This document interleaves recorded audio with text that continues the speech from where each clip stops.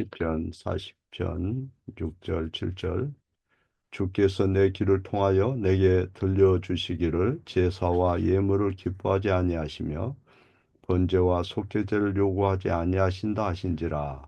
그때 내가 말하기를 내가 왔나이다. 나를 가리켜 기록한 것이 두루마리 책에 있나이다. 아멘. 이날 15주일 37문. 고난을 받으사라는 말로 당신은 무엇을 고백합니까? 그리스도는 땅에 사셨던 모든 시간 동안, 특히 마지막 때에는 모든 인류의 죄에 대한 하나님의 진노를 몸과 영혼에 친히 짊어지셨습니다. 이렇게 유일한 속죄 제물로 고난을 받아 우리의 몸과 영혼을 영원한 저주로부터 구속하셨고, 우리를 위해 하나님 은혜와 의와 영원한 생명을 얻으셨습니다. 제39문. 그리스도께서 다른 방식이 아니라 십자가에 못 박히시고 죽으심은 특별한 의미가 있습니까? 그렇습니다. 십자가에 달린 자는 하나님께 저주를 받았으므로 그렇게 그리스도께서 내게 임한 저주를 친히 받으심을 나는 확신합니다. 예. 하나님께서 우리에게 요구하는 그 공의의 만족, 하나님의 공의의 충족을 하나님께서 요구하시고 하나님께서 제공하신 거죠. 거기에는 피 흘림이 있었고 죽음이 있었고 하나님의 어린 양이 온전히 자기의 살과 피를 흘리셨고 또 우리는 가분한 하나님 은혜를 입은 것입니다. 뿐만 아니라 에베소서 1장 13절에 보면 성령으로 착수금을 지불했다. 성령으로 인쳤다. 인을 쳤을 뿐만 아니라 보증이 되셨다 할 때 보증은 착수금을 의미하는 거죠. 더 많은 것을 지불할 것이다 하는 것에 대한 것이고, 또 그분의 주권, 우리에 대한 주권, 또 그분이 우리를 몸과 영혼을 그분의 것으로 어, 속하게 하셨다, 인쳤다 하는 거죠. 성령으로 연을 주시고 성령이 우리에게 보증이 되시고, 또 2장 6절입니까? 우리는 그리스도와 함께 죽은 바 되고 함께 일으키신 바 되고 함께 안친 바 되었다 이렇게 말씀하죠. 이런 말씀을 들을 때 우리가 어떤 생각을 하느냐, 어떤 반응을 하느냐 하는 것은 굉장히 중요한 거예요. 왜냐하면 그로 인한 엄청난 결과가 기다리기 때문에 그런 거죠. 그런 하나님의 말씀, 그런 하나님의 실제 구속의 가분한 사랑, 그 은혜는 값싼 것이 아니에요. 어떤 성의 없고 공허한 그런 것이 아니에요. 거짓된 소망이 아니에요. 어, 거짓된 어떤 소망처럼 느껴지면 우리가 하나님 말씀에 귀를 기울일 수도 없고 참되게 예비할 수도 없고, 또 하나님을 우리가 믿는다고 하지만 그 믿음이 참 가벼운 것이 돼버리는 거죠. 그래서 우리가 알고 있는 것보다도 하나님의 구속의 그 대가나 비용이나 하나님께서 치르신 그 일들은 너무나 놀라운 것이고, 알면 알수록 하나님 앞에 마음도 드리고 싶고, 또 삶으로 영광을 돌리고 싶고, 또 그분이 하신 일을 알기 때문에 당연히 주님 앞에 자신을 구별해 드리는 것이요. 그래서 하나님께서 그 아들을 통해서, 그러니까 하나님이 공의를 요구하시고 또 그 온전한 공의를 충족시키는 그 아들을 통해서 하시는 일은 성령으로 준비를 갖추게 한 거예요. 무슨 얘기냐면 스가랴서 4장 6절에 이는 힘으로 되지 아니하며 능으로 되지 아니하며 나의 신으로 되었느니라 할 때 그 말씀이 그런 뜻이에요. 성령의 능력으로만 우리가 하나님의 자녀로 살 수 있는 것이고 성령이 없었다면 그리스도의 삶도 실패로 끝났을 거예요. 그래서 예수님은 해당에서 두루마리에 적힌 이사야의 그 61장을 읽을 때 뭐라고 그럽니까? 주의 영이 내게 임하사 기름 부으시고 그러죠. 주의 영이 내게 임하사 기름을 부었다. 누가복음 4장 18절 말씀이죠. 가난한 자에게 복음을 전하게 하고 마음 상한 자를 고치도록 하고 포로된 자에게 자유를 선포하고 눈먼 자에게 다시 보게 하고 놀린 자를 자유케 하고 주의 은혜를 전파하게 하려 하심이라. 이렇게 이사야서 61장의 말씀을 어, 누가복음 4장 18절 나사렛 해당에서 주님이 설교하실 때 인용을 하셨어요. 그래서 많은 사람이 주님을 주시하셨을 때 이 말씀이 오늘 너희 귀에 응하였느니라 이렇게 말씀하신 거죠. 어, 그래서 오래전에 이사야가 메시아에 대한 그 주의 영이 임해서 하실 일을 예언한 거죠. 그리고 예수님은 메시아로서 이 땅에 오셨고 주의 성령이 자신에게 임한 것을 모든 사람이 알기 위해서요. 선지자의 말씀대로 주의 성령이 임한 것을 어, 이 세례 받을 때나 또 변화산상에서나 여러 차례 그를 증명을 하신 거죠. 그래서 주의 영이 내게 마사 내게 기름을 부으셨다 이렇게 말씀한 거예요. 성령의 감동으로 예수님은 그리스도는 자신의 입을 여시고 복음을 전하고 성령께서 그를 준비시켜서 특별한 임무를 감당하게 하신 거죠. 은혜의 말씀으로 영광스러운 하나님 나라를 전하고 경건한 자에게는 축복의 말씀을 전하고 무거운 짐진 자에게는 안도의 말씀을 주시고 또 억압받는 자를 풀어주고 은혜로 그들을 채우신 겁니다. 그리고 예수님은 말로만 복음을 전한 게 아니고 친히 그 몸을 나무에 달리게 하셔서 그 복음의 메시지가 어떤 것인가를 분명히 한 거죠. 그래서 예수님의 보배로운 피가 쏟아진 것은 죄인들에게 자유를 의미하는 거예요. 실시간의 어둠은 영적 소경된 우리를 영광스러운 빛으로 인도하는 것이고 하나님의 모든 저주를 예수님이 몸과 영혼으로 대신 받으셨어요.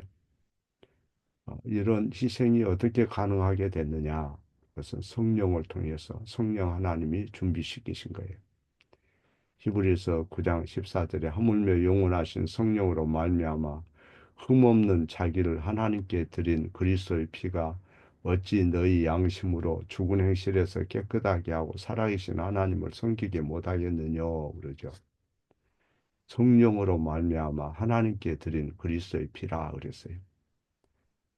성령으로 말미암아 그 성령은 영원하신 성령, 영원하신 성령으로 말미암아 흠없는 자기를 그리스도께 하나님께 드린 그리스도의 피가 어찌 너희 양심으로 죽은 행실에서 깨끗하게 하고 하나님을 섬기게 못하겠느냐.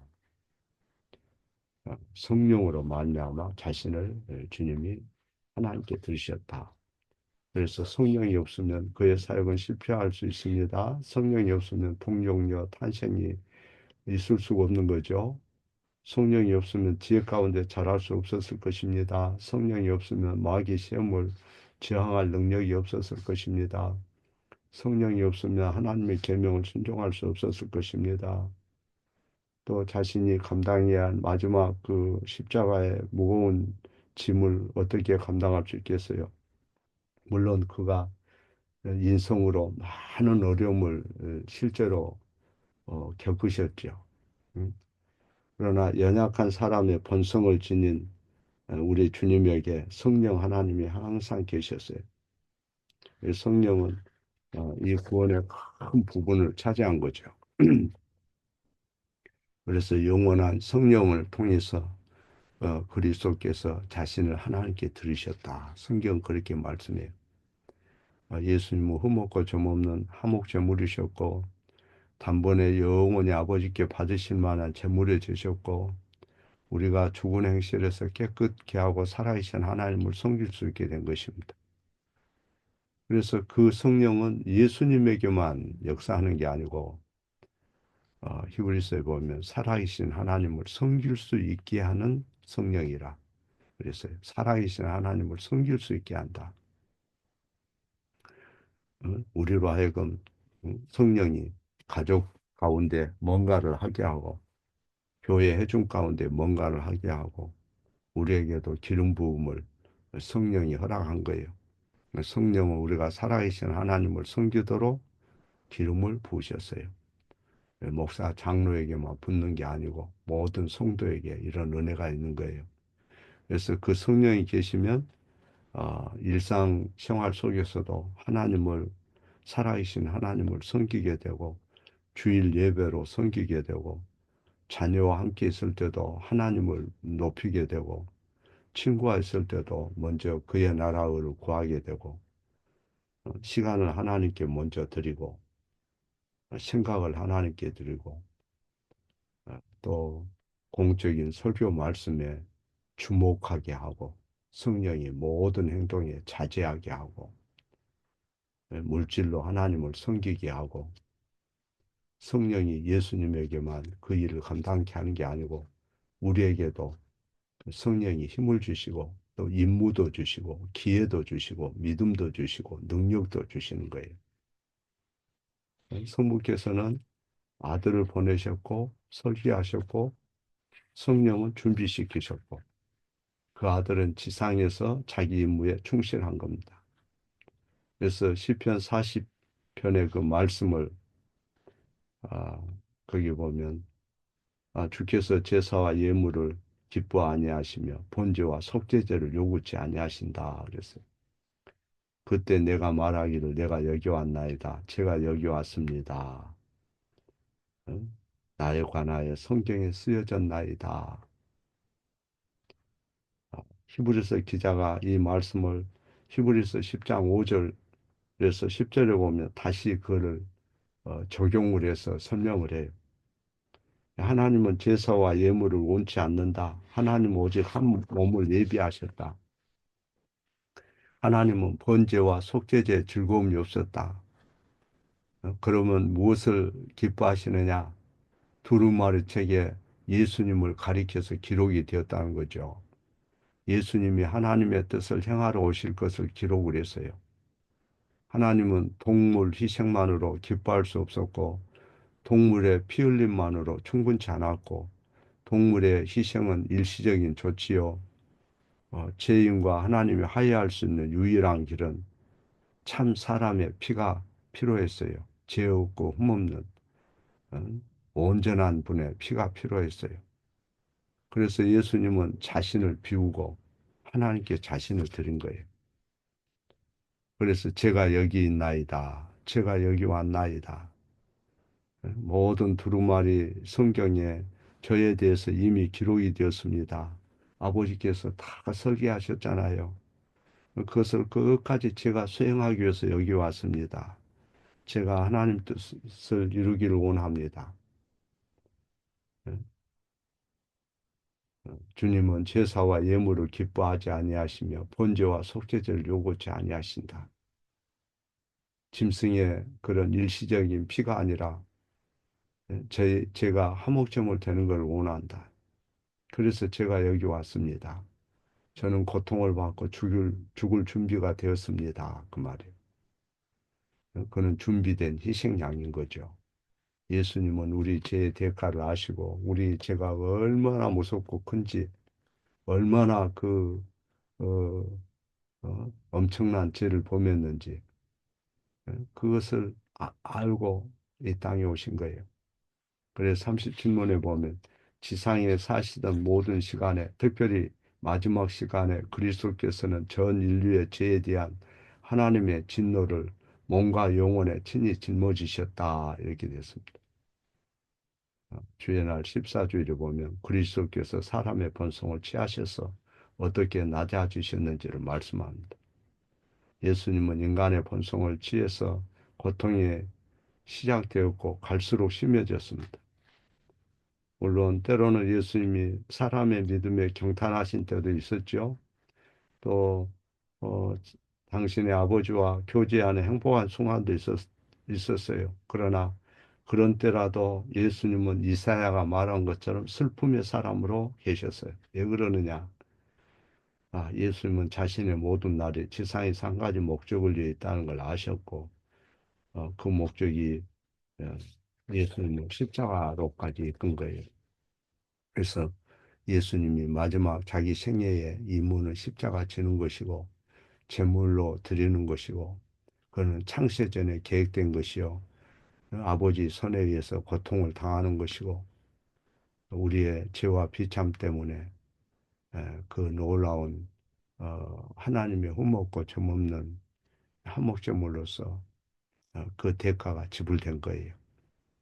그래서 성부 하나님은 그 일을 위해서 아들을 부르셨고 이 땅에 육신으로 보냈고 예수님은 충실하게 그 일을 감당하신 것입니다.